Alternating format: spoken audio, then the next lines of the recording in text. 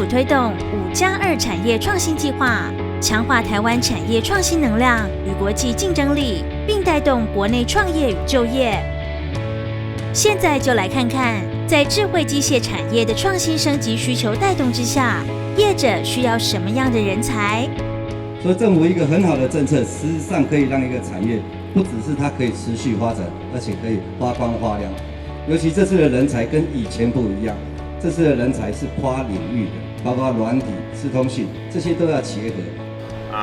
Looking to the smart machinery development, we need people with the various of knowledge, coming from the mechanical understanding of machines, automation drives for automating and bringing the machines to run, but of course now also to make it smart with IT background and manufacturing operations. 因为我们真的是跨国际的一个企业，那我们总共有96个公司，然后跨国的这个国家数呢有达到15个国家，那这个生产场地也有50个生产基地。因为我们集团的架构是这样，所以我们特别着重在国际人才方面，包括日本、韩国、意大利，都是我们年轻学子